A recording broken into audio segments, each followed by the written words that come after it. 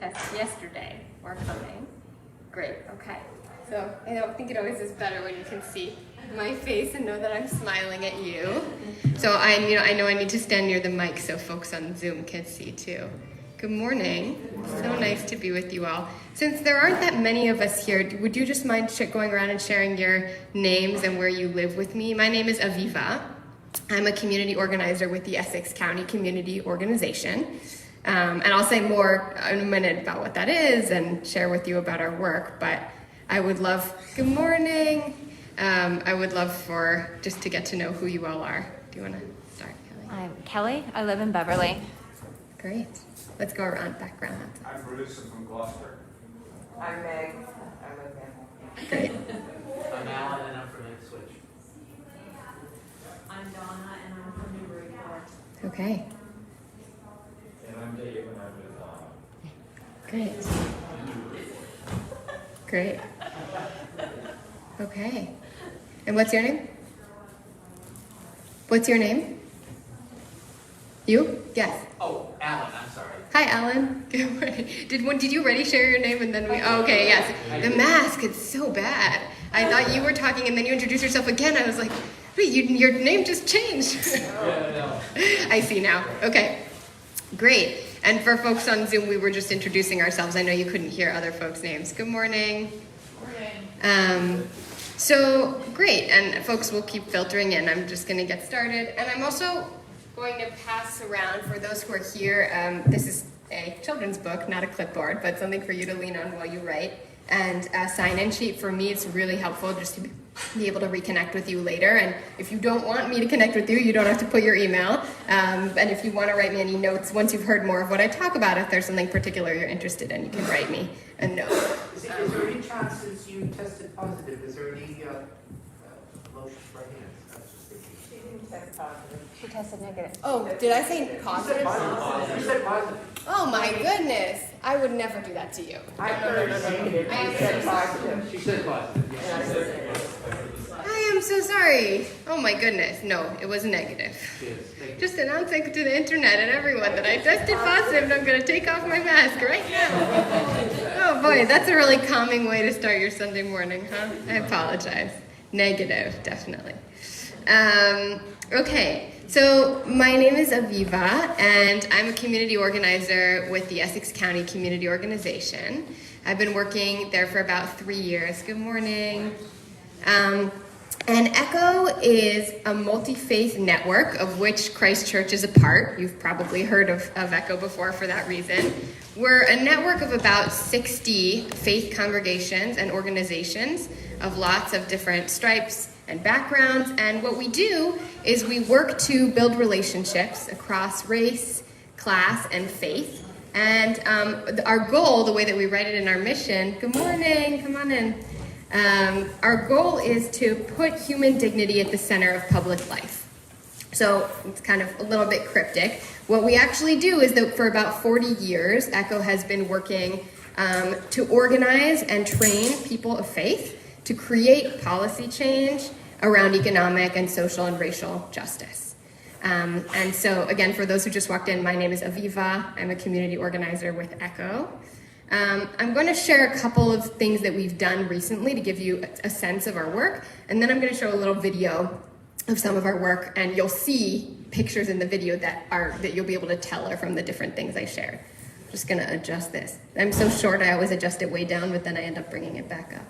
Okay, so some of the things we've done recently, we've been very involved in passing criminal justice reform bills at the state level in Massachusetts. So some folks might know there was a big omnibus criminal justice reform in 2018 that ECCO was involved in passing. And more recently, there was a police reform bill following George Floyd's killing that passed in Massachusetts in 2020 that included a lot of really positive reforms that ECCO was involved with. And we also have been very involved in immigration justice, and I think some people from Christ Church were a part of, we had a solidarity pilgrimage a couple of summers ago before the last election, where we marched up the North Shore.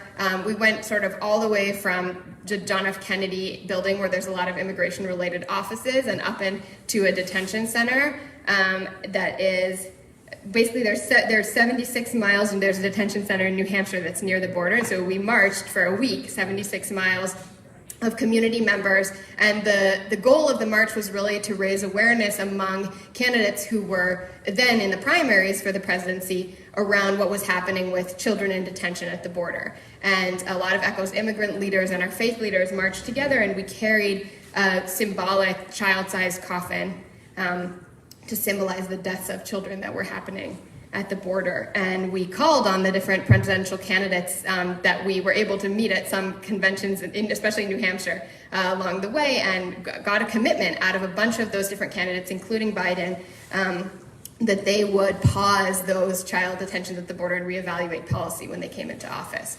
So we use the language of faith and symbolic action and relationship building and conversation very locally and also nationally with other partners and at the state level to create change.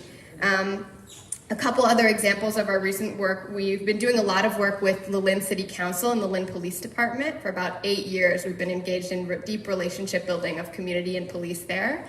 And this year, it resulted in getting the Lynn City Council to approve $500,000 to fund New England's first unarmed crisis response program. And if people haven't heard of unarmed crisis response, the idea behind that is that it really increases safety and increases a feeling of comfort for folks calling the police in a situation of crisis. A lot of people, especially people of color, feel nervous to call the police in a situation of crisis because there are higher rates of those situations ending in accidental shooting of a person in crisis, or just if you're undocumented, feeling afraid to call the police. And so these unarmed crisis response units are an exciting thing that's been implemented in a lot of cities across the country to address some of that, and we were able to get the funding to implement one in Lynn. And so we have a big region, right? I actually live in Boston, so I drove to you this morning from my house in Boston, but we work normally from Lynn sort of through Gloucester all across Essex County. And I could talk more about some of the stuff we've done recently, but I think I'll stop for now. Maybe just say one more, that during the pandemic, ECCO's work really shifted to do a lot of direct response work too, to the folks in our community who really lead our work, who were suffering the most at the hands of the pandemic: essential workers, undocumented people, and people who were living really in close, tight housing and affected a lot by the pandemic. And so we were able to raise, and I'm sure, in fact, I know people from Christchurch were a part of this, we were able to raise and donate funds to a couple of hundred families, significant amounts per family, for immediate COVID relief. And that's not actually, normally, we're much more oriented toward long-term change, but in this moment of the pandemic, we've really pivoted towards some of that direct support. So I'm going to show you this video, and then I want to talk with you a little bit about the work that we have upcoming and the background behind that. And Kelly is going to share a little bit, as someone who's been involved in our work for a while, about what it means to her. Liz also has been connected to our work for a long time, Liz Green, but she's sick home today. So we'll hear from Kelly. And then I hope to have a little bit of conversation with those of us who are here in the room. So if this is too loud when I turn it on, please let me know. I'll put my mask on while we're watching.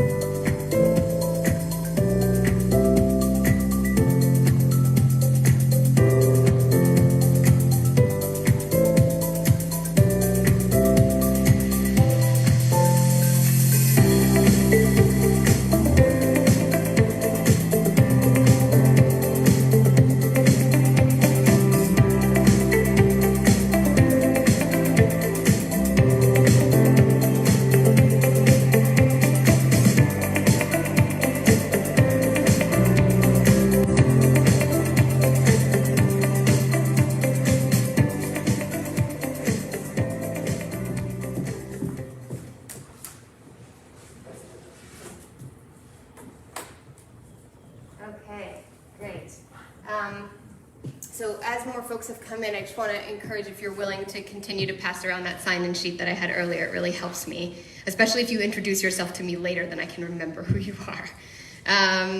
So that is a sampling of a little bit of our work. One of the things you probably saw in the video was pictures of people in cleaning, what looked like cleaning uniforms. So ECCO also has incubated a small group of women to start a cleaning cooperative, immigrant women who just wanted to start their own business in the US because they were experiencing a lot of exploitation from bosses and struggling to get steady work. And so we were able to support them to start a cooperative. So we have a lot of different kinds of work that we do.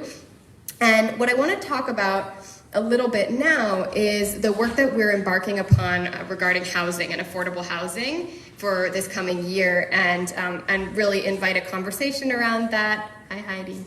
And invite Kelly to share a little bit too about it. So I'm going to share some information that I think for many of you will be review, but I want to sort of provide a context for how we're thinking about this, and it's very non-comprehensive. But a little bit of history toward how we're thinking about the housing work that we're doing in ECCO right now, that we're really just embarking on. So we basically are working off of an assumption and a knowledge that has been researched by a lot of folks, including some people might have heard of the book The Color of Law, which is a best-selling book by a man named Richard Rothstein. And basically his argument, and the argument of many other folks, is that lack of affordable housing and people not being able to access affordable housing is not just about that person not having enough income, but it's also that we're in a setup where over the years, a lot of towns and cities and communities have established certain kinds of housing zones that have made it really hard for folks who don't have extremely high income already to be able to live. And I imagine some of us ourselves have actually experienced this. It definitely disproportionately affects people of color, but not only. And Richard Rothstein really takes it another step in this book, which I highly recommend, called The Color of Law. And he argues that it's not that discrimination and housing segregation particularly happen through personal prejudice or income differences just, but that actually the housing discrimination in the US has been de jure, meaning created by government policy in the 20th century. And he talks about how prior to World War II, most of the urban neighborhoods in the US were actually racially integrated. And when the New Deal came along, what happened is that the New Deal created separated housing projects for white people and black people. And so we're talking about the late 40s and 50s, the Federal Housing Administration, the FHA, guaranteed loans to suburban subdivisions like Levittown. A lot of us know about Levittown. And there was a condition, right? There was an explicit conditionality on those that black families be prohibited from living in those areas. And so it opened up a huge opportunity for those of us who were white and whose families, some of us also may have accessed other kinds of support. Like I know my grandfather used the GI Bill to be able to afford for my family to move to a home like this. And through the Fair Housing Act of 1968, there was some intervention on this. So the Fair Housing Act was very progressive for its time. It prohibited all kinds of future housing discrimination. But what it didn't do is it did nothing to redress the last 35 years of housing discrimination and segregation and the wealth gap that it had created. And so then what happened was that even though by that point, a lot of black people, even though they could have afforded the FHA subsidized mortgages originally, because they were excluded from them, they remained renters for a long time and weren't able to build the same kind of generational wealth that over time, right, my family able to get a home in the suburbs and gaining equity over the generations subsequently, like almost $300,000 on average in equity. So that's sort of like a national backdrop for how we're thinking about what we're talking about on the North Shore. And to get a little more specific to Massachusetts, specifically in this state, the FHA supported loans and the redlining defined the boundaries of the communities around here for about 40 years. And even once the Fair Housing Act passed, predominantly white cities and towns, they kept that racial segregation through zoning, which those policies of zoning, what we're talking about mostly is single family zoning. That means that a house on a lot, a single family home is really, really expensive. And often there's minimum lot requirements with that too, that makes it really hard for working class people to be able to make the economic jump to move in. And then also as you probably have heard of before, neighborhood associations kind of got to choose who was the right fit for communities, and that wasn't usually scrutinized very much. And so there was a study in 2015 that the Federal Reserve Bank of Boston did, and it was a wealth study, and it said that in 80% of white families in Massachusetts own homes as of 2015, and less than a third of black families own homes. And that was attributed to this historical trajectory that I was kind of talking about. So then we started asking people in the ECCO community. We had been having some community surveys about what should be our next campaign, and housing was coming to the top of all the conversations we were having consistently. And I imagine that's true for you all too. When people talk about what are the challenges we're facing, the social ills, housing is always rising to the top. It's one of our biggest costs. It's one of the hardest things for most of us, I think. And so I wanted to share a couple of individual stories that we heard, because when I come here as the organizer, I try to bring folks' voices with me, because I myself haven't had all of these experiences, and what we do at ECCO is really try to bring folks together. So if you came to one of our community meetings, you'd get to hear people share and you'd get to share yourself, but I'm kind of bringing that to you. So one of our black leaders, Rich, who I'd say is about 60, he shared that when he and his wife moved to the North Shore, first they tried to buy a home. He asked his realtor to submit his mortgage application to the bank. He later learned that it was never submitted. They lost the opportunity, and then he learned that the realtor that he was working with refused to sell to any black families, which was really shocking to him. But they kind of picked themselves up and continued, and he then found and purchased another house nearby with a new realtor. And they arrived at the house to start moving in, and the police surrounded his car and asked for a copy of his mortgage to prove that he was actually the homeowner and not a thief. And he said he didn't want to say which town it was because he didn't want to make anyone feel bad when he was telling the story, but he said that it was a predominantly white town on the North Shore. And the new realtor told Rich that the police had contacted the new realtor to confirm that Rich was actually the owner of the house, and they seemed concerned that the realtor was causing trouble by selling to what they called the wrong kind of people. So that was a story that I think really exemplified how some of this stuff that we're talking about is still with us, really, unfortunately. And that happened in recent years. He's not been living here for his whole life. And then this will be, I think, much less surprising. A lot of families, particularly families of color and immigrants, face greater challenges to finding affordable rental, right? That's even harder because of the racial wealth gap and the income gap. And the Essex County Community Foundation, which has a very similar name to our organization, but is not the same, a really wonderful organization. They have done a lot of wealth and income studies on the North Shore, and their research shows that the average black family makes 65% of the income of the average white family in this area, and Latinx families make about 56% of the average white family income. And so when you're talking about that with rent, it becomes really stark in terms of what folks can afford.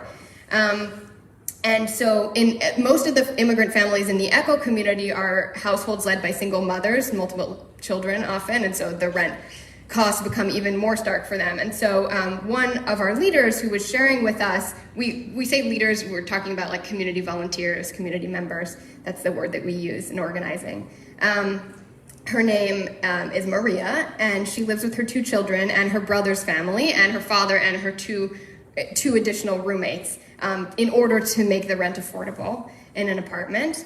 And unfortunately, this had always been, obviously this sounds uncomfortable, this had always been uncomfortable for them. But then during the pandemic, one of the roommates got sick, and then the whole household got sick, very predictably. And Maria's father died of COVID complications. And she was really devastated, but it also really motivated her to want to fight for affordable housing, because she kind of connected the dots of like, this wouldn't really have happened this way if we weren't in this situation. So I just want to share one more story, and then pretty soon hand it over to Kelly to share a little bit, and then we'll get to talk. So there's another leader in our community who faced a different kind of discrimination in seeking housing. She had polio when she was young, and she was looking for a unit in a handicapped, accessible, affordable housing complex. And she toured the complex, and she learned that all the other residents in the complex were white, just by coincidence. And at her interview, the manager told Esme that she wouldn't be able to live there because she might pass polio on to the other residents, which is not factual, not science-based, right? I think folks here, I see a lot of people being like, that's not how polio works.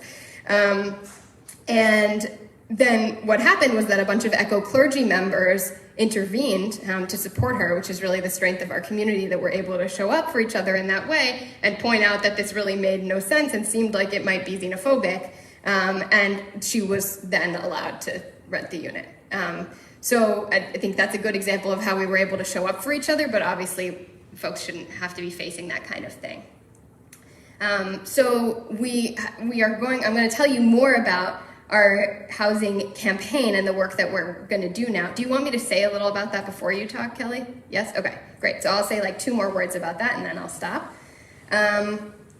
So basically, when we did this survey, we found that housing was coming to the top of issues for members of our communities, and we surveyed sort of about hundreds of people, primarily people of color, about the biggest issues facing them right now economically, and rent and being able to afford to buy. Also for middle class, particularly Black families, were really the key issues.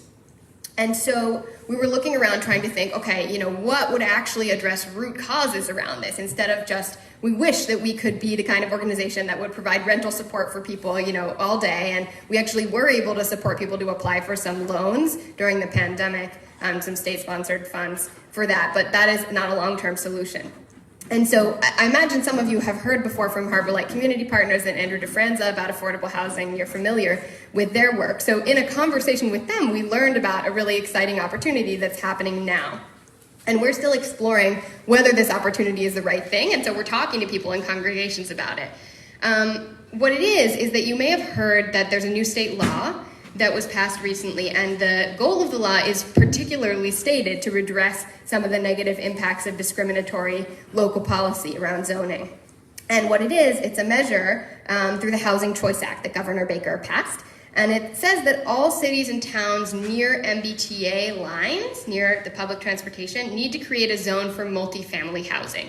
So the reason this is kind of revolutionary is that a lot of the cities and towns around here don't have those zones. And when, in the beginning, folks who were here shared where they live, everywhere that folks shared, this law applies because they're all along the MBTA line.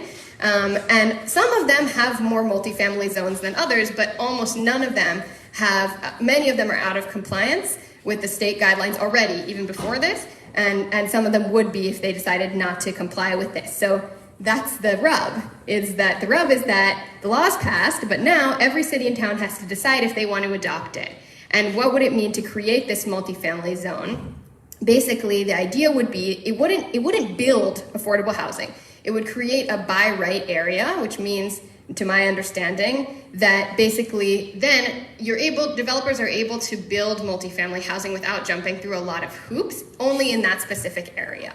And so it creates the opportunity for affordability. It doesn't even create the affordability yet. So I think a lot of us know that towns on the North Shore like to move slowly and intentionally. This is slow and intentional. It creates the opportunity for affordable housing. And I think for us at ECCO, it's become really clear that we want to use this moment as an opportunity both to invite towns and cities into this. They have a small penalty if they say no, but the penalty itself isn't enough to keep a lot of towns. There's actually one town that is considering getting rid of its MBTA station rather than comply with this. So there's definitely a certain amount of resistance, and so we need to show that people in our communities want this, are committed to it, and want to provide a powerful, positive backing for taking this step.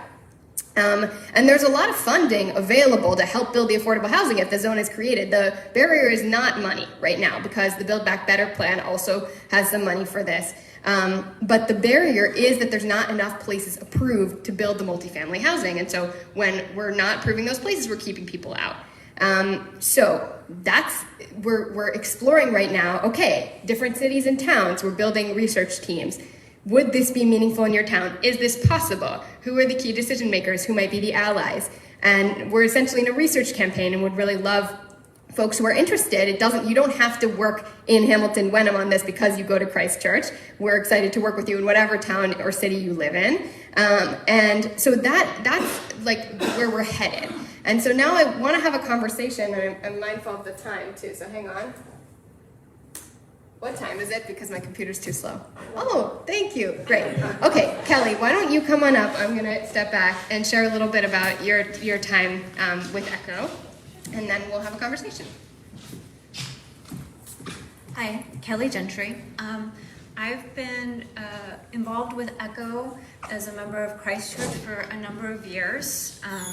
I think for me, noticing the needs for social action and social change, you see all these big movements, you see the big problems nationally, and at some point I realized, there's so much you can do on social media, but really where we have the voice and the power is locally. I can change my city, my town, my county much easier than I can change the country or the world.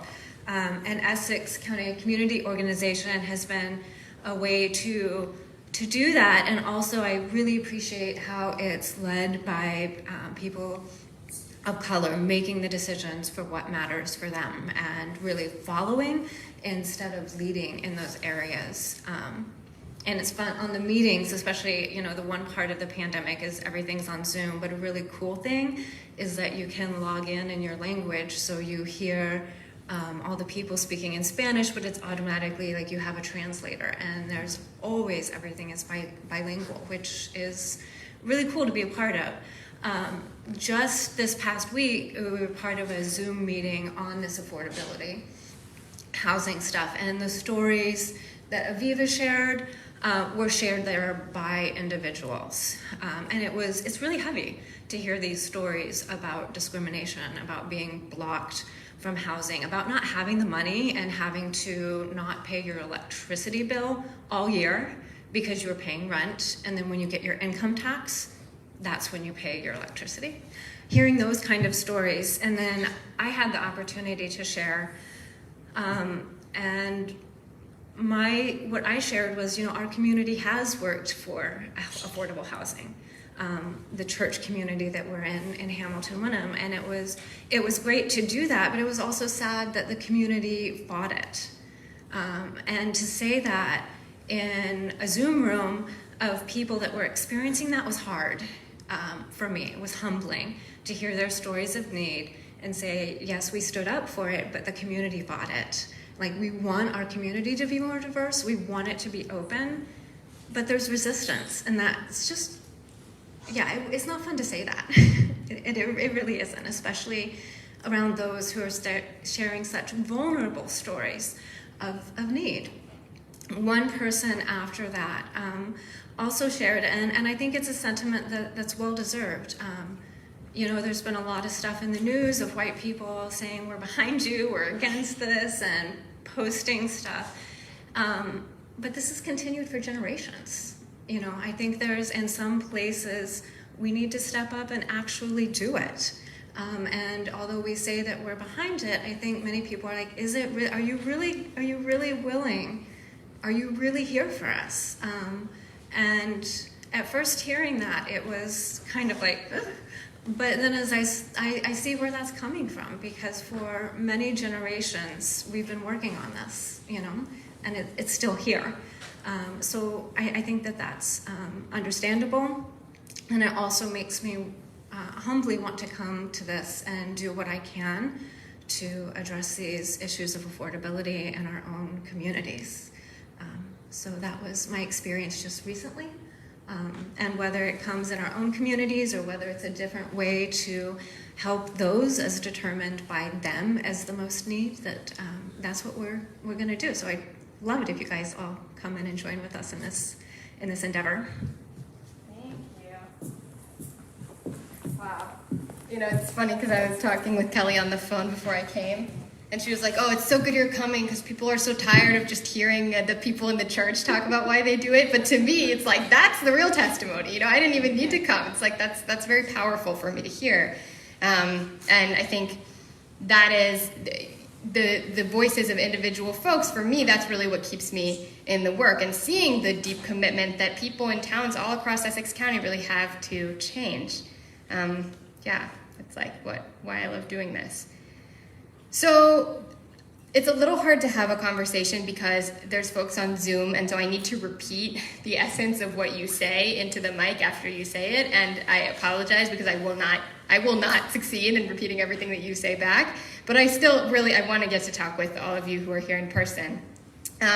So I'll say the questions that I'm curious about, and if you have questions for me about ECCO's work, it's also okay to ask me that. We have time for both. The questions I'm curious about is to learn a little about how you or people you know have been affected in your lives by the reality of affordable housing or lack thereof, and that might be maybe you own a house here and you feel a loss around the diversity or around knowing that other people can't afford to live here, or maybe you yourself actually have been affected by that. Maybe you're a renter. I would love to know more about your story. So let's start there, and if you have questions for me, that's also okay. Yeah. Thank you very much. Jack Davis. Andrew DeFranza is a former student of mine, and I just appreciate his work. My question relates to how to deal with, at the local level in a town like Hamilton, what shall we say, the NIMBY problem, okay? Because I think a lot of folks will say, we want more diversity, we want more affordable housing. We are progressive in our thinking. We are certainly not racist, but not in my backyard, okay? Because the unfortunate fact is that from a certain perspective of a local homeowner or a real estate broker or maybe a developer of higher-end housing, you have an economic self-interest in not selling to certain people. So have you had stories of how to deal with that local attitude at the political level? Yeah, thank you. So, okay, Jack was just sharing a little bit about the NIMBY, what people call the NIMBY problem, not in my backyard, where there's really serious resistance to what we're talking about. And the reason a lot of progress hasn't been made on it, as Kelly was saying, is that people don't want it to happen in a lot of towns. So I also come from a NIMBY place. I grew up in a town called San Anselmo, California. It's in the North Bay area. Really beautiful place that I love, with no multifamily housing. I think I know one person who I can think of who lives in an apartment in San Anselmo. And multifamily housing, I think people know this, but we're not just talking about apartments. We're talking about townhouses, condos. And certainly multifamily housing can be non-affordable. It can be luxury condos too. So it depends. There has to be conversation about that. I will not claim to have an answer to that, and I also welcome some cross-conversation about it. I think that something that I wonder about, and we think a lot about in community organizing, is if there's ever been a serious price to not doing this stuff really set up in terms of a serious portion of the community standing up and saying, we won't stand for this. We do a lot of work around narrative. We use media a lot. And part of what we're really hopeful about with this state law is that we can create a regional conversation about this. It's more than about the individual towns, but that people see other towns nearby them starting to have the conversation. Because right now, as you've probably seen, there's been some news articles about this MBTA thing. And most of what's getting into the media is people talking about how they could, reassuring folks who live in those towns or cities, how they could create the zone without disrupting really anything in public life. And don't worry, we're going to be able to comply with this. We're not going to get fined because we have a plan to do X and Y, whether it's get rid of the MBTA station or anything else. And there's no real cost. There's no conversation being set up about, first of all, it's not being framed as a racial or economic justice issue. And it's important to us to talk about this as a racial issue, but not only, right? We know that there's a lot of people who are white and who are affected by lack of affordable housing. So I think I don't have all the answers to that, but I do believe that I think part of it is that we're getting pushed back really quickly, and maybe if we work more regionally, there's more chance. And we have a lot of history of this affordable housing policy that got passed at the state level. We're part of a statewide network with people who have been working on housing for a long time. We're going to draw a lot on their knowledge. It's not just affordable housing, it's accessible housing as well. And I belong to the Disability Dignity Alliance, Massachusetts, which is a consortium of about 150 representatives of organizations throughout Massachusetts, like AARP and living centers, who are all representing disability rights and dignity for elders, for people with disabilities. But it goes further than that. And we are supporting legislation and talking to we're testifying on a lot of the bills that are being presented to ask the legislature to use ARPA funds to dedicate to affordable, accessible housing. And it really doesn't just involve people who are elders and people with disabilities, but it goes further because it's people of color and immigrants who are most affected. And this is what we're promoting, and we're supporting legislation to try to get this done. And it's an uphill battle. Yeah, thank you. I'm going to repeat back some of what you said. What's your name? Posey Mansfield. Posey? Yeah. Nice to. Okay, so she was sharing a little bit about, this is like, it's like a test for the speaker. It's like, how well were you listening, right? About how this is a disability justice issue too. And I think that's a lot of what we found in our work is that so many of these things dovetail together. And the people who sit at the middle of a lot of those things, often folks who are disabled and people of color, it's like really hard to find housing. But a lot of the housing isn't accessible. And so I think that's another answer to your question in a way when we talk about research and allyship. So ECCO is not a kind of one of those lone wolf organizations that comes in and is like, all right, we're going to change this town. Like we've got a few people and, we're going to make it happen. We're very grassroots. And so we build coalition tables. A part of our research is having a conversation. Who else has been trying to do this for years and might be supported by some of the skills and the voter engagement? I didn't mention before, but we worked a lot on passing paid family and medical leave in Massachusetts and collected a lot of signatures. I know Christchurch was a part of that. It was before I came to ECCO. I was working on it in my own congregation, and actually that was how I found ECCO, was through this campaign. But so we're really good at, our congregations, right, are really good at reaching out and engaging large numbers of voters and large numbers of folks when something really matters. And so can we partner in ways that bring a little bit more oomph to the table than some local organizations have been able to, and partner with statewide partners who have been working on this from other angles? Yeah. Sure, yes. Follow-up question to that. I'm so glad that there's a priority now with ECCO in terms of affordable housing. Now, is there a way that NAACP and the North Shore, that the community racial justice teams in Hamilton, Gloucester, Rockport, where we are, and so forth, and with this disability organization that Posey's talking about, could all get together and say that this year would be the year where there will be discussions in libraries, there will be marches, there will be concerted, collaborative demand that we discuss this in each community. This is great. So we're talking about tactics already. This is like, I just came here to have a conversation about the issue and we're ready to talk about tactics. I love it. So Father Dean, right? Good. We met so long ago and we haven't seen each other in person in a long time. It's very challenging to come back and speak in congregations with people who you met years ago now and see them behind a mask. So he was sharing a little bit about the opportunities for education, for marches, and particularly bringing groups together, the NAACP and some of the education groups, the local racial justice groups that a lot of towns have really flowered in a lot of towns, especially during the pandemic, I think. So yes, I mean, that's the kind of work that we want to do. And education is something we've identified as a key need. I'm curious to hear from folks, if you've seen really good education work happening around housing. That's something we know both congregationally and then sort of broader libraries, that this is about getting it on the tip of people's tongue too. So for sure, yes. I saw someone moving, maybe a hand, maybe not, over here. No, okay, great. I really feel like with the little chairs and the tables, it's like a very classroom-y setting. Yes. Yeah, I'm curious what sort of strategies that your organization uses to create trust in neighborhoods where there may be complex issues. It's not just a matter of not in my backyard, but it may be other things that are involved. How do you build the trust so that people are actually willing to listen Mm-hmm.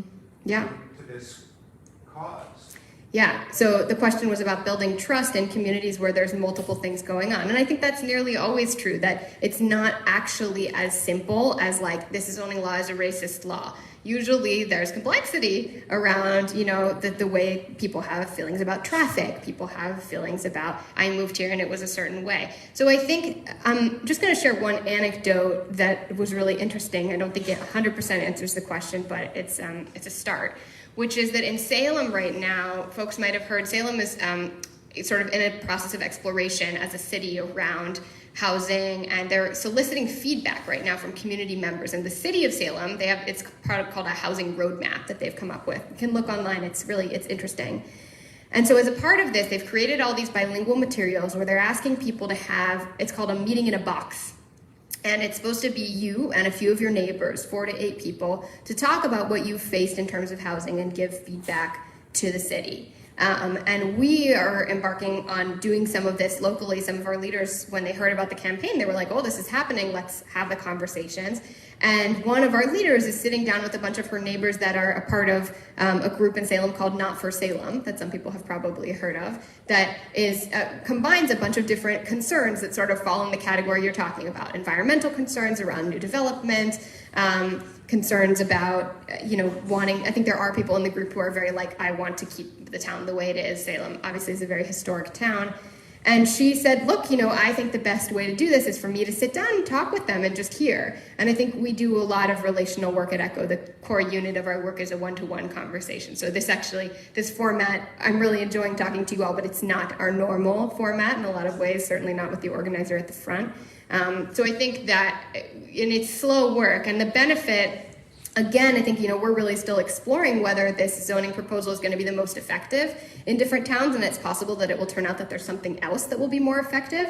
But as we're exploring it, it's good because the timeline's long. The implementation deadlines for this are not until 2023 in terms of the penalties that towns or cities would face. So the towns and cities, like if you talk to a town administrator about this right now, they'll say to you, we're just learning what that is. And that's exactly the time when we want to get involved and get to help shape the conversation. Great. Let's have, we have a little bit more time. Yeah, go ahead. Love to hear about your work again. James Knudsen for everybody. And I know there's probably only a few up here that are actually from Hamilton, maybe a couple from Wenham, but as an elected official here and on the Affordable Housing Trust and all that, there's tons of opportunity in Hamilton, and it comes in waves. Things have been kind of quiet on the Affordable Housing Trust or Affordable Housing scene here, but it's not going to stay quiet. So there's plenty of opportunity. There's an opening on the Affordable Housing Trust right now. That's great. But yeah, it's tough work. I've never been involved in municipal government until the last year and a half. And it's not always the funnest thing, but it's good. So. Yeah, amazing. Jamie was just sharing a little about the Affordable Housing Trust. I just wanted to ask you, if you don't mind, what moved you to run suddenly after not having been involved? Because I think a lot of people feel daunted, particularly around this housing stuff. It can be helpful to hear. Well, a lot of it was, one, somebody asked me. That was sort of one to run. But then also part of it is having seen some of the ways of sort of some of what Jack was talking about earlier, that we have had some opposition in this town to affordable housing. And although I wasn't involved in the sense of being in town government at that time, I did go to the meetings and understood what was going on, and it sort of horrified me. Great.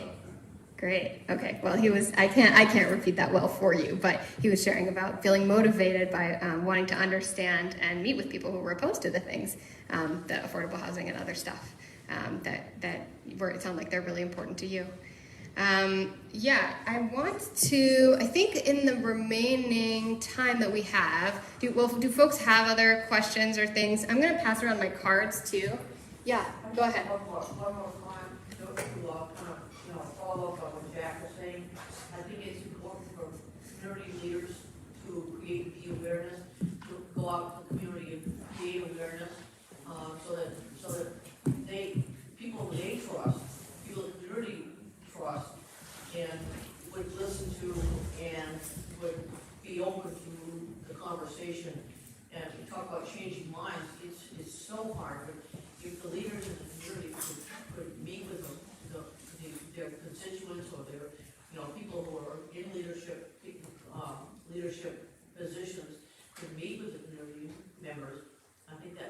one way to create some trust and, you know, open that conversation to people who may not have been aware of some of the aspects of affordable and accessible housing.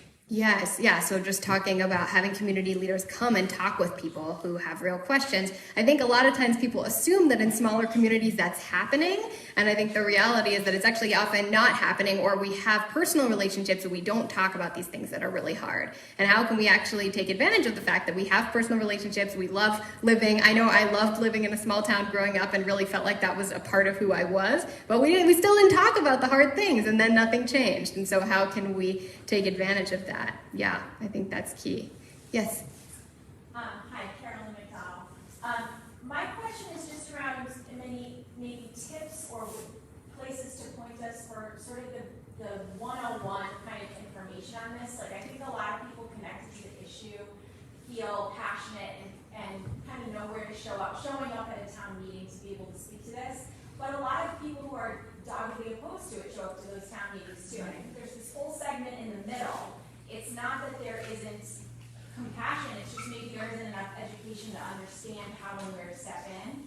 And so are there resources, places we could go, or point others in our personal networks to learn more that would help equip us?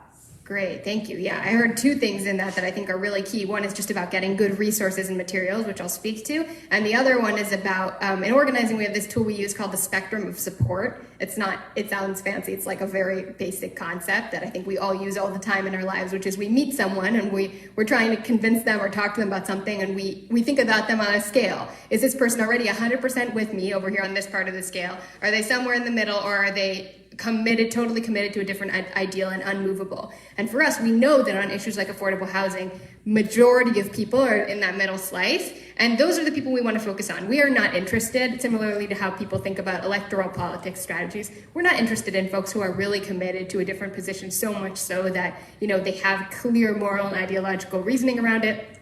Those folks are committed to their position, but it's the folks in the middle that we're really interested in. And yes, resources and educational materials are really key for that. So I think there's two answers to that. One is that we're working on developing stuff around it. A lot of the explainers right now are meant for employees that are actually going to be implementing this, and they're like, I've spent hours, it's like, what is a reasonable sized zone? More or less than 50 contiguous acres. It's like, okay, I did go to college and I'm still not understanding this. So yes, we need to make simpler materials, and we're working on developing those.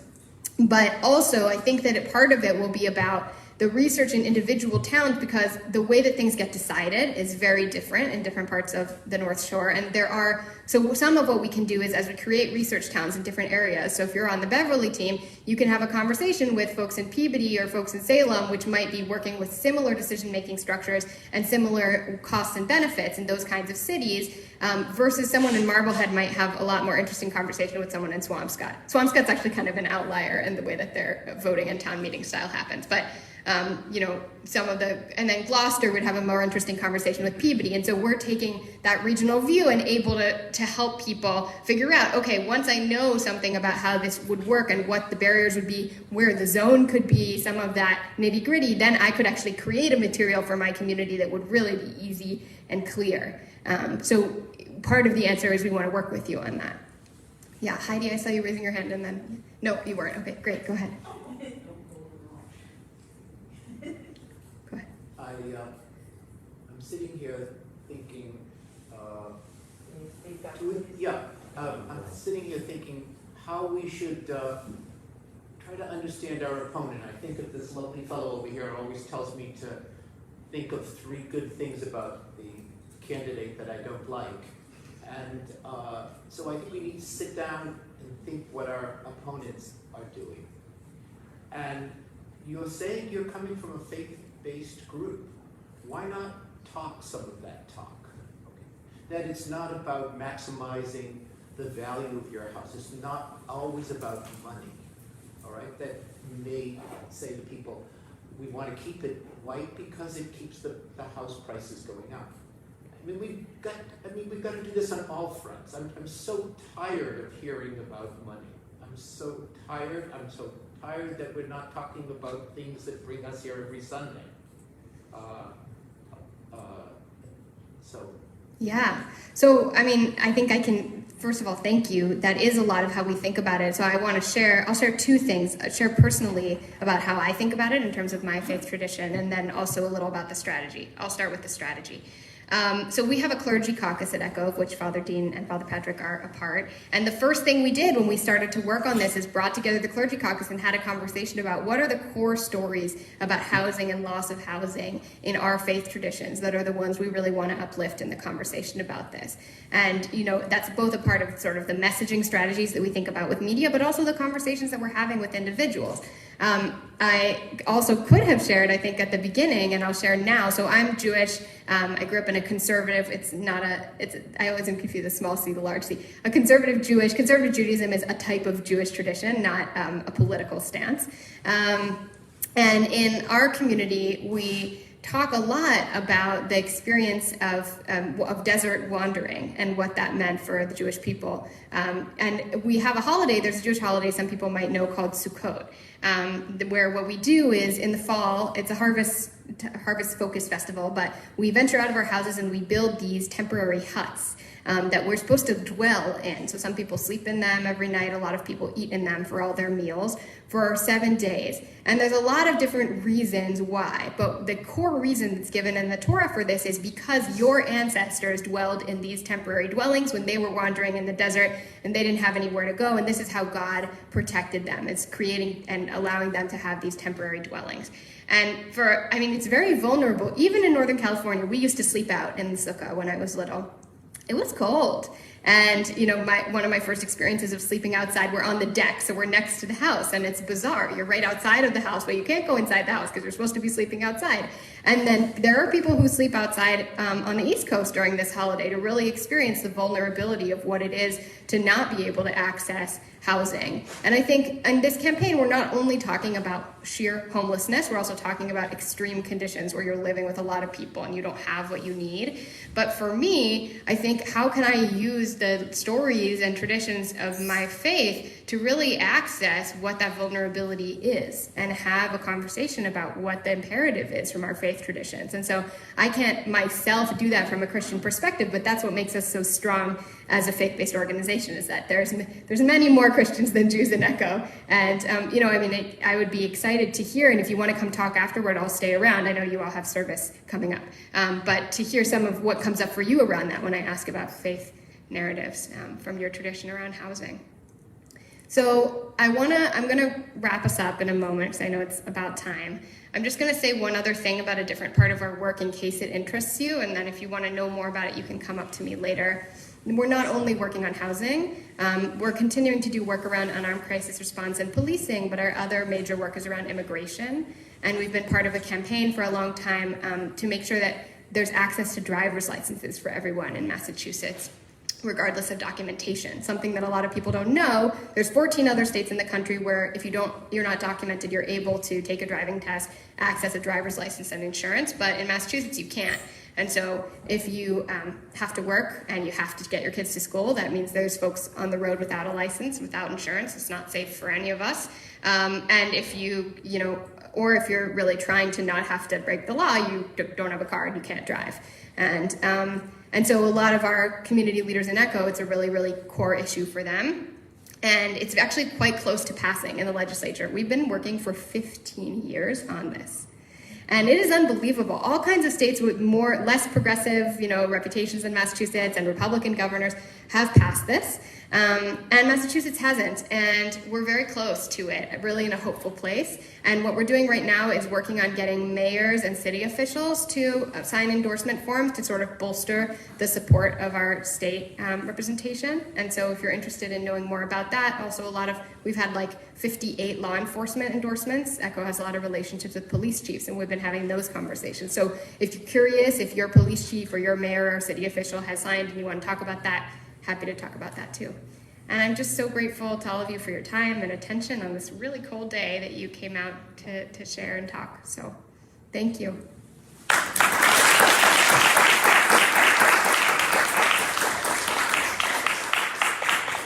And I'll send you a follow-up email with our next meeting on Zoom so that you can find a way to get involved if you want.